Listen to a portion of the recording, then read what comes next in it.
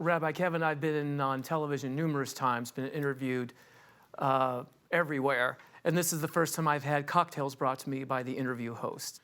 So what would you say are, I'll pick kind of the three most important factors someone should consider or a couple should consider as they're, working on their estate plan. Who are you? And where are you going? What do you want? Together we'll find the ideal path on the Way to Wow Show with your host, Kevin Bemmel. We tend to think about finances as being our job or our business. One of the overlooked areas is what happens with our money after we die. And so on this episode of the Way to Wow Show, I've asked my friend Jeff Condon, who's a trust and estate planning attorney, to come in and talk to us about that so we can at least get some kind of idea about what we ought to be thinking in that particular aspect of the realm of finances. But before we do that, I'm going to talk to our bartender, Hendo, and he's going to mix up a cocktail. So, what do you got planned here? Kevin, we're going to be making an El Matador. This is a fantastic liquor-forward cocktail that involves some curacao, dry vermouth, and tequila. Oh, okay. Oh, wow. That's sort of a weird martini almost. Yeah, it's kind of like one of those three kind of element cocktails that you got, like your Negronis, your Boulevardiers, and all that sort of stuff. So, do you like any of those kind of drinks? Those kind of liquor-forward drinks? Yeah, absolutely. Yeah, love them all. But I'm not a good judge because I'll drink anything. And that's what I like about you, mate. That's wonderful. So there's going to be two of you, correct? Yes, All right, so we're going to do 2 ounces of each. So we got some curacao right there. So we got 2 ounces of that. Great. And what is your favorite drink, mate? Boy, it really depends on the mood. I mean, sometimes there's nothing that'll beat just a traditional martini. Other times, like if I'm just making dinner, I'll have a whiskey and soda. But then, some of the things that the bartenders on the show have come up with, I never would have ever thought to. The first time I had a Negroni was on the show. And Was it? Yeah, and we've had actually 2 or 3 different kind of riffs on Negronis. They've all been great. That's fantastic. Do you know Deanne Quinones? She made one with mezcal. Really? That was really fantastic. So I like making one. It's called a Regan's Negroni, and you do it with, instead of Campari, you're going to be doing it with Jägermeister. Oh. And because it's all herbal, basically, and that is the correct way to say it, herbal, because there's an H in the word. It brings it all out. It lets it breathe. Where Campari, I've always found a bit one note, so it's a nice way to kind of make it breathe more. So if you're ever in a pub, they've got tons of Jaeger that no one's touching since the early 2000s. So please go and have a Regan's Negroni. It's named after Regan from the Orange Bitters, if you know your bitters. Oh, sure. And but this one was fantastic because I always wanted a kind of a white liquor-based 3-ingredient cocktail. And discovered this one, and I think it's a lot of fun.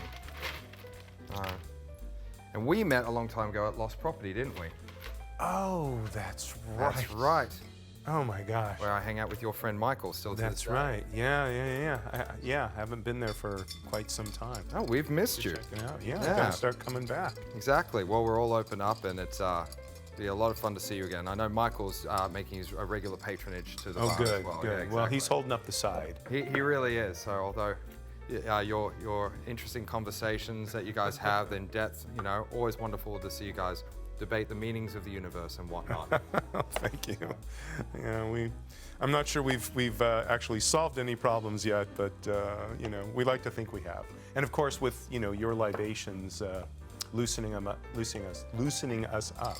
Exactly. I like to think I can contribute any more than I am right now. I think. How many Negronis in are we today? No, We're just starting off. just starting off. We're just kicking off. Yes. So, well, at least that's what we tell them to the camera, isn't it? So, Yes. They don't have to know the truth. Ignore the sirens. That's just immigration coming for me. There we go. There we are. Don't take him until after the shot's done. I have a green card. Leave me alone. So, made it myself. All right. There we go. All yours, mate. Excellent. These are for you, the El Matador.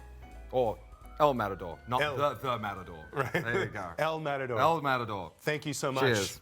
Thank you.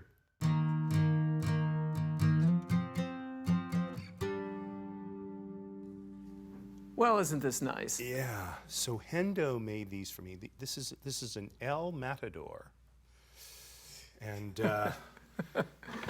you know, I'm usually not afraid of a cocktail, but this could be an adventure. Rabbi Kevin, I've been on television numerous times, been interviewed everywhere, and this is the first time I've had cocktails brought to me by the interview host. So this is not only a novel experience because of the setting that we're in right now, which is terrific, but that I'm getting alcohol too. Well, this is just the best day ever. Oh, there you go. Oh, thank you so much. So, cheers. Cheers.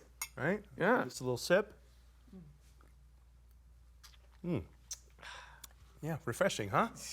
Nice. That is nice. Well, hello, hello. Hello, hello. Hello, Gosh, hello. You know, I think we've known each other a long, long time, but I haven't seen you in years. Well, and years and years. you know, as members of the tribe, we all know each other. Well, that's You know, we're just, you know, instead of hello, nice to meet you, it's hello, nice to see you again. right. Nice to see you again. Right. So I'm going to read a short biography about you, so the folks know who you are, and you know, we'll have a little chat. Sounds good. Jeff Condon has practiced trust and estates law for over 32 years in Santa Monica, kind of a city right next door to Los Angeles, where he was born and raised. Correct. Native. Native. Native too, although I was born in Whittier. I was born in East LA. Watch yourself.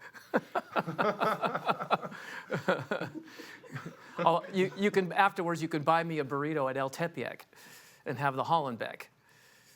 That's the big burrito they have. That's very well is known it in Whittier? Los Angeles. Yes, Oh, okay. yes, Well, see, exactly. there you go. You just. No, actually, that's an East LA thing. Oh, well, see, I haven't Yeah, been there in a long, yeah. long time. Right.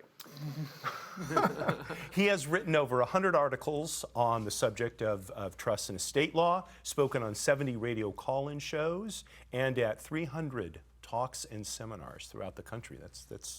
That's impressive to say the least. I like to hear myself talk. Okay, well, you know. His first book, Beyond the Grave, The Right Way and the Wrong Way of Leaving Money to Your Children and Others, was published in 1996, updated twice since then, and which the Wall Street Journal called, quote, the best estate planning book in America, unquote.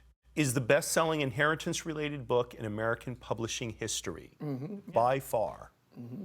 On a personal note, Jeff is an avid swimmer who uses, among other things, the Culver City Plunge. I have a buddy who swims there all the time. It's just down the street from us, here in our new studio location in Culver City.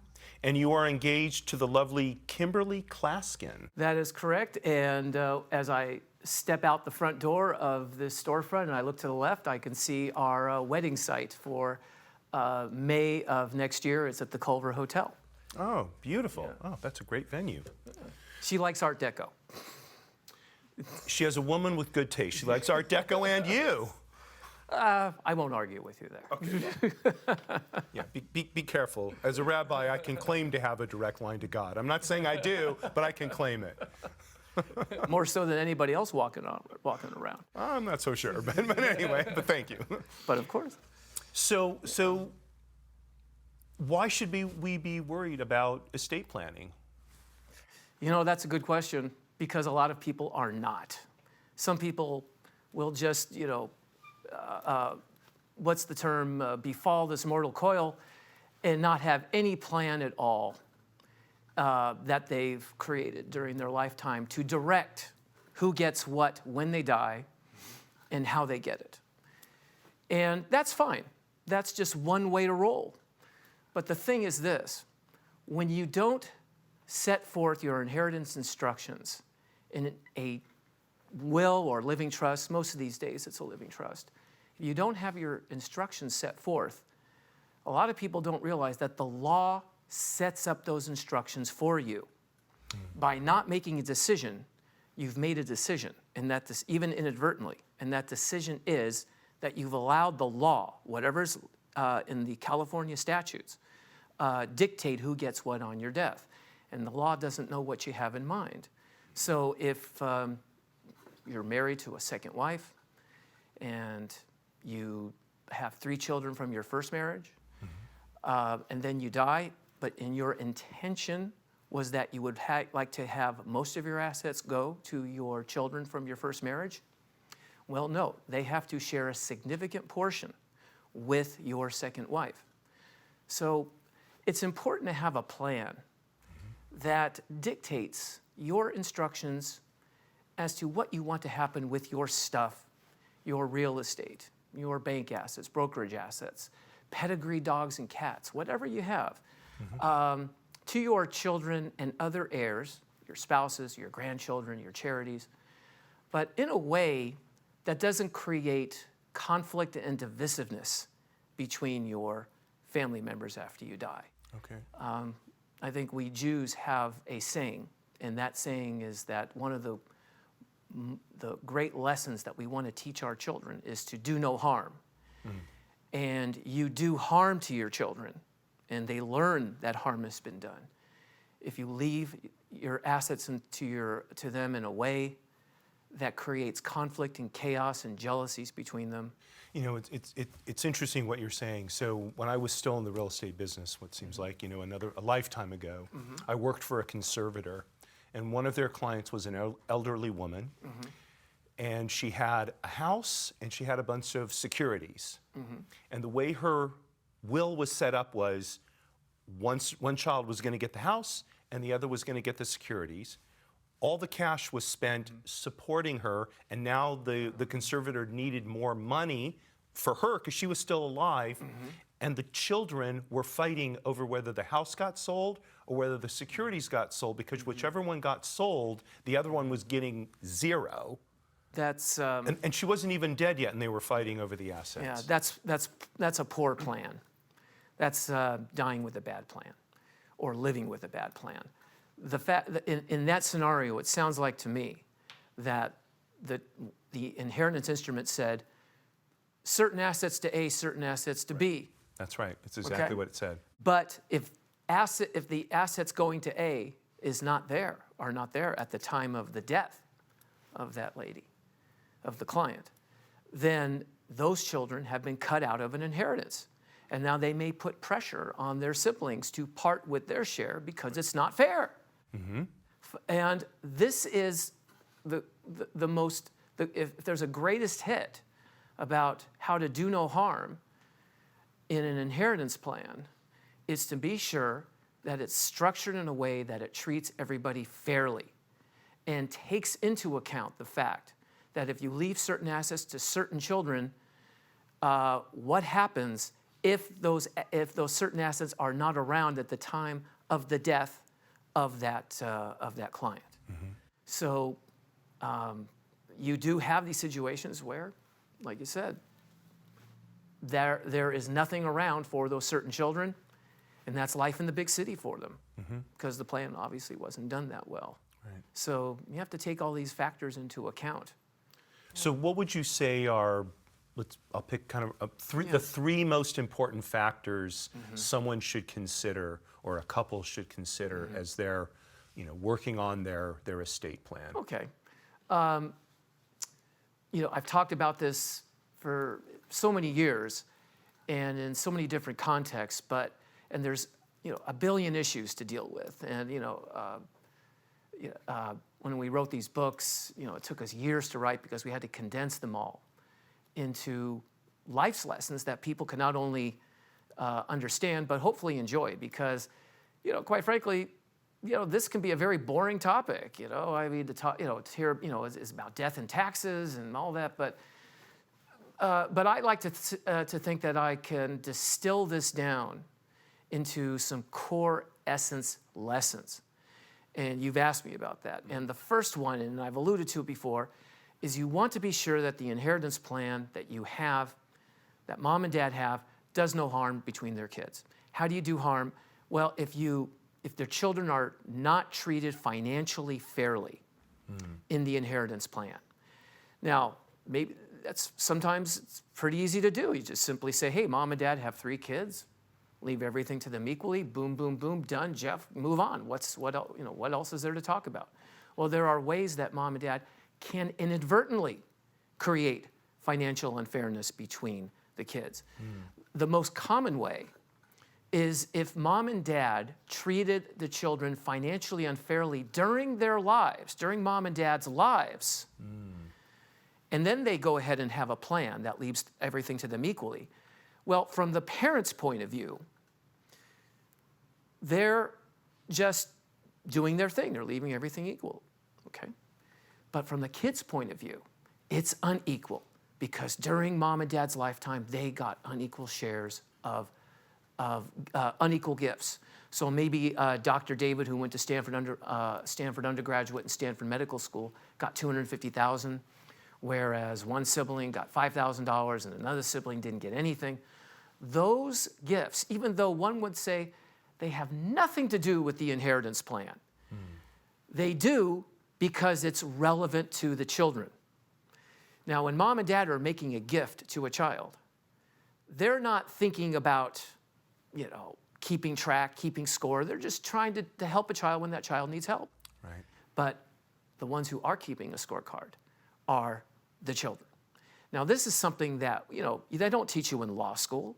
This is not something we recognize on the first day of our estate planning practice. This is the thing that comes up after clients die. And we had no idea that would transpire until we saw the reality of money impacted on the children. And this is something that we didn't think was relevant, but it absolutely is. So my job is to point out, is to ask the question to the parents, hey, have you given substantially more to any of your kids during their life, during your lifetime? No, that's fine. Yes, okay, let's talk about it and let's see if you want to equalize. Give them the choice. We explain to them the potential consequences of upheaval between the kids because they're going to put pressure on each other to equalize. And what do you think the child who got more during a lifetime is going to say, as he freezes out his siblings, and the once close relationship between the siblings is nevermore, and not only do the kids not talk to each other, but the grandkids don't talk to each other, and they have no idea why. So the point is, we recognize the issue, and then we can try to resolve the problem. I know we don't have enough time to talk about all the solutions, but recognizing the problem is 95% of that problem solution. So think about all of the lifetime gifts that you've made to your kids and see if this is something that you feel could arise after your death to put your children in a world of conflict and chaos. Another way that your inheritance plan can be written so that it does no harm. The mom and dad come in, we say, make sure you account for all loans that you made to your children during your lifetime. Because if you mom and dad have two kids, and everything goes to them equally, but during the lifetime, dad and mom, they made a $50,000 loan to their son, didn't make a similar loan to their daughter, and now when both mom and dad die, when everything goes to those two kids in equal shares, everything includes the note and the obligation that's supposedly due. So now you not only have a sibling relationship between these two kids, of course it's siblings, but you have a money relationship. You have one child who is a debtor to the other child, because now that debtor child has to repay half that loan, plus the interest and penalties and compound or whatever to the other child. And the other child's not going to let the debtor child slide, most of the time. Right. So that could, hey, you can't enforce that loan against me. It's been 20 years. The statute of limitations has run. And then, but we're not talking courtroom justice here. We're talking family justice, and that family justice has been breached. And another way, so again, recognize the issue and come up with ways in the inheritance plan to resolve it. There are ways. And I would say the third thing that you should have in your inheritance plan that does no harm to your children is it's not just treat your children financially fairly, but also give them the power equally too. And what I'm talking about is naming all of your children as your after-death agents to carry out the inheritance instructions. In a living trust, those after-death agents are called successor trustees. If it's a will, it's co-executors, but not too many people use wills these days. So you want to name, if you have 3 kids, name all of them to be the delivery boys to carry out these instructions. Because if mom and dad, like a lot of folks, say, well, too many cooks spoil the broth, so I'm just going to pick one of them, or, you know, the other 2, they're on the other side of the country, or one's, you know, in the Peace Corps in New Guinea, and one's more qualified, and the others, man, they wouldn't know anything about money to save their lives, so I'm just going to name one, and the other 2, you know, we're just, you know, forget it. They'll get their share, and that's the conventional thinking, and that's what we used to think until we saw what happened after both mom and dad died. And what we saw was the out-of-power siblings making the life of the in-power sibling completely miserable with questions of, where's our share? You know, why haven't you given us a call? We haven't heard anything. And in a vacuum, there's suspicion. And that in-control sibling, that sole trustee sibling has a lot of power, the power to decide what each of their shares will consist of, what attorneys are going to be used, what CPAs are going to use. You know, it can get into a real storm of conflict that leads ultimately to court, even if there's no there. And I've seen more families break up over this one issue than anything else. So if anybody's going to walk away from this program, I would say, if you have a living trust that names just one out of your children to be the after-death agent, you should really have that amended to name them all, unless you have a really, really good reason that you can sell me on. You know, maybe you've got 12 kids. That's a lot. Maybe one kid's on drugs. Maybe you haven't seen one kid in 20 years. You know, I talk a lot in sweeping generalizations, but there's always exceptions. So do no harm in your inheritance plan is the numero uno lesson that I would like to convey, and I think I hopefully have conveyed to your viewers today. So unfortunately, we're out of time, but and I think we've really only scratched the surface. But you know, when I talk to guests, I say, you know, let's have a central idea that viewers can take away, and yours really captured that. You know, the idea of do no harm. We think of that in terms of doctors, but I think it applies in a lot of areas of life. And the idea of in your estate plan, in the transfer of your assets after death, the first thing to consider is do no harm. What are all the ways that can happen, and try to avoid them? Exactly. To protect and preserve the family in the inheritance arena is a most worthy and important goal. Jeff, thank you so much for joining me today. My pleasure, Rabbi Kevin. Thank you so much. Jeff Condon came on the show to talk about finances, but I think he brought a whole new perspective to it. We think of money as being its own little world, but it affects our relationships, our family, our friends, especially after we die. What we do with our money says things to people that we may not have ever intended. So all the pillars of the 3 pillars of achievement work together. Let's remember Jeff's central piece of advice: do no harm. For those of you who remember the original Star Trek show, that message probably resonates with you. It bears repeating. Let's do no harm with our estate planning, with our lives in general. Courage at all times, my friends. Marie, you're still my belle.